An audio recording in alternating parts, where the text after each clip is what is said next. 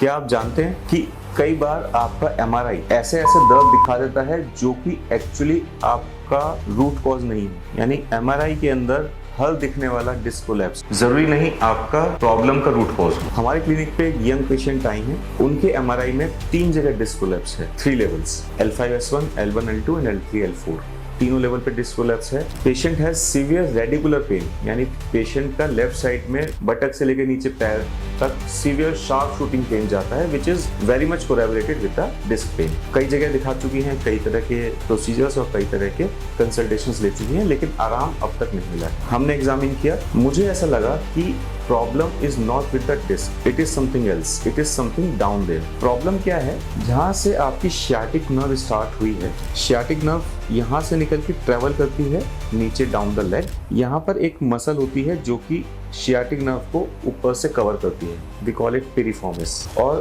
Piriformis के spasm की वजह से कई बार सियाटिक नर्व इरिटेट होती है, जो कि एग्जैक्टली मिमिक करती है सियाटिका को, डिस्क पेन को। हमने इन पेशेंट्स के लिए प्लान किया है ultrasound guided piriformis release with Botox, यानी कि हम उस मसल स्पाज्म को बोटॉक्स की हेल्प से ब्रेक करने की कोशिश करेंगे अंडर अल्ट्रासाउंड गाइड। क्योंकि यंग पेशेंट है, हम उन्हें बहुत ज़्यादा किरण यानी एक्सरे नहीं देना चाहते, इसलिए we are doing it under ultrasound guided, right. यहाँ पर वीडियो में आप देख सकते हैं कि अल्ट्रासाउंड की मदद से हमने एक निडल पास की है पिरिफॉर्मिस मसल में और हमने इंजेक्ट करके बोटॉक्स वहाँ पर छोड़ दिया है। बोटॉक्स से मसल स्पाज्म ब्रेक होता है, रिलीज हो जाती है मसल, और साथ साथ रिलीज होती है नीचे की नर्व इरिटेशन, यानी कि सियाटिक नर्व अब इरिटेट होनी कम हो जाएगी, जिसकी वजह से पेशेंट पेन रिलीफ बेटर महसूस कर पाएंगे। व्हाट टू डू नेक्स्ट, क्या ये स्पाज्म पेशेंट का वापस आ जाएगा या फिर हम किस तरह से इसको रिकर करने से रोकें।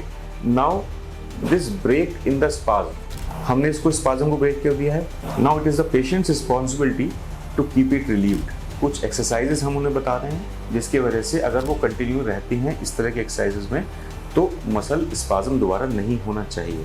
ये प्रोसीजर उन सेटिस्फाइंग प्रोसीजर्स में से है जिसका रिजल्ट आप ऑन टेबल देख सकते हैं। रिजल्ट पेशेंट को ऑन टेबल ही मिल गया, पेशेंट इज वेरी हैप्पी। कितने महीनों की परेशानी सिर्फ कुछ मिनटों में खत्म हो गई है पेशेंट की।